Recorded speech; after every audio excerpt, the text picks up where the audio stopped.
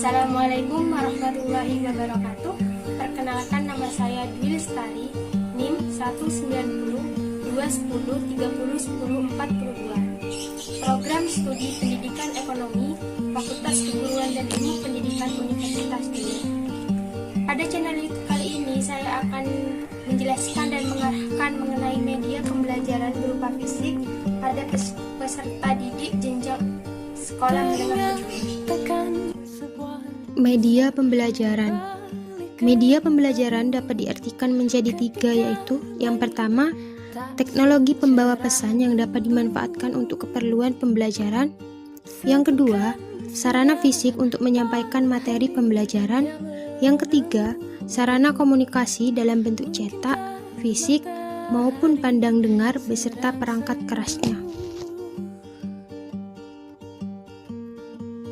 Mata pelajaran yang saya pilih yaitu pengantar akuntansi. Pengantar akuntansi mempelajari mengenai dasar dari praktik yang akan dilakukan. Dalam hal ini, kita akan membahas mengenai akun-akun yang berkaitan dengan akuntansi. Yuk kita simak penjelasan berikut ini.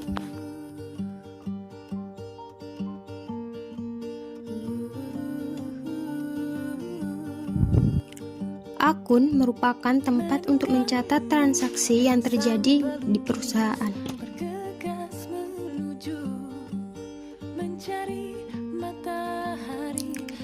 Aset atau aktiva merupakan harta yang terdapat dan digunakan dalam kegiatan perusahaan.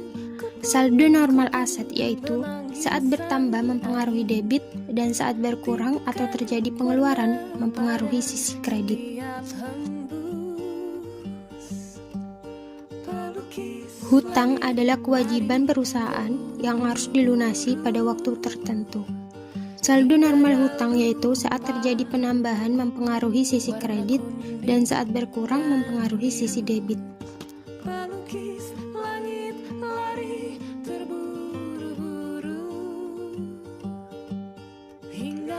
Modal merupakan hak pemilik atas harta perusahaan setelah dikurangi kewajiban. Modal dapat juga diartikan sebagai uang, tanah, gedung, dan barang lain yang diserahkan pemilik kepada perusahaan. Saldo normal modal yaitu pada saat terjadi penambahan akan mempengaruhi sisi kredit dan saat berkurang mempengaruhi sisi debit.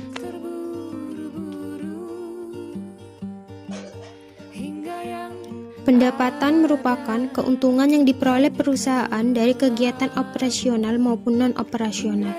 Saldo normal pendapatan yaitu saat terjadi penambahan mempengaruhi sisi kredit dan juga sebaliknya, saat berkurang mempengaruhi sisi debit.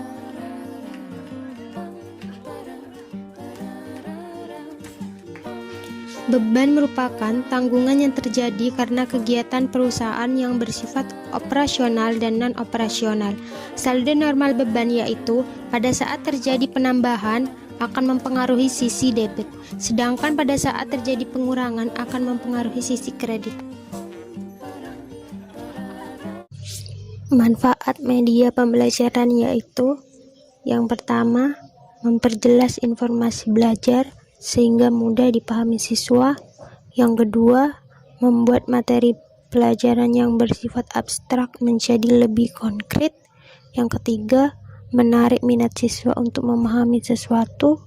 Yang keempat, meningkatkan konsentrasi siswa dalam belajar. Dan yang kelima, menjadi hiburan belajar. Jenis-jenis media pembelajaran. Yang pertama yaitu media visual. Jenis media pembelajaran yang pertama ialah media visual. Media pembelajaran ini memfokuskan indera penglihatan saat proses belajar mengajar. Hal ini bisa dilakukan dengan cara memanfaatkan berbagai macam teknologi. Salah satunya menggunakan alat proyeksi atau proyektor. Yang kedua yaitu media audio. Jenis media pembelajaran berikut ialah menggunakan media audio. Proses belajar mengajar dengan menggunakan media ini difokuskan pada indera pendengaran. Yang ketiga yaitu media audiovisual. Salah satu media pembelajaran yang efektif untuk menunjang keberhasilan saat proses belajar mengajar ialah menggunakan media audiovisual. Pasalnya, media audiovisual dapat menampilkan suara dan gambar, sehingga bisa menjadi metode pembelajaran yang menarik untuk para siswa.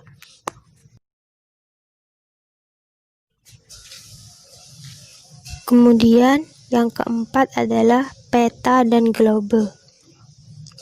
Salah satu jenis media pembelajaran yang sering digunakan adalah peta dan globe.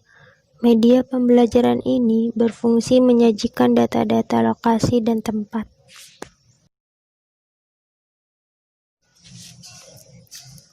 Kemudian, yang kelima yaitu gambar fotografi. Macam media pembelajaran ini ialah gambar fotografi. Media pembelajaran ini dapat diperoleh dari berbagai macam sumber, seperti surat kabar, kartun, ilustrasi, dan foto.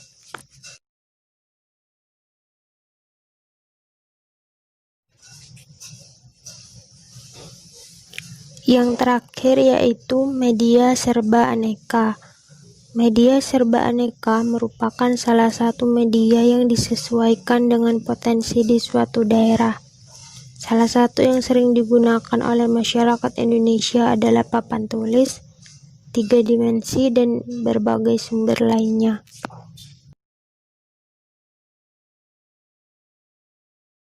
Media pembelajaran yang saya pakai yaitu monopoli akuntansi. Pada permainan kali ini diharapkan siswa dapat menjelaskan mengenai subbab yang telah disediakan di papan monopoli tersebut. Untuk mempermudah peserta didik dalam mengaplikasikan subbab yang ada di papan monopoli, mari kita beri kesempatan kepada peserta didik untuk memulai. Silakan. Pada papan monopoli akuntansi ini, saya memberikan beberapa akun-akun yang akan dijelaskan oleh peserta didik untuk mempermudah dalam mempelajari pengantar akuntansi.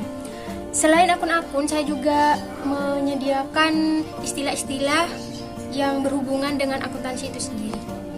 Mari kita simak media pembelajaran yang akan mempermudah siswa dalam menjelaskan akun-akun dalam akuntansi dan juga istilah dalam akuntansi.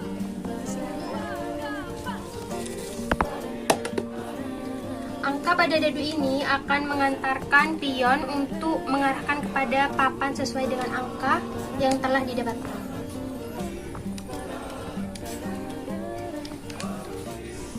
Pion ini mengarahkan kepada istilah akuntansi yaitu buku besar. Peserta didik diharapkan untuk melakukan atau menjelaskan mengenai buku besar yang telah dicapai. Silakan.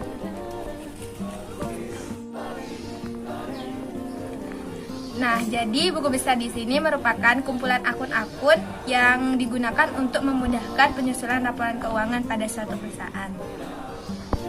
Sekian penjelasan media pembelajaran dari saya. Kurang lebihnya mohon maaf. Wassalamualaikum warahmatullahi wabarakatuh.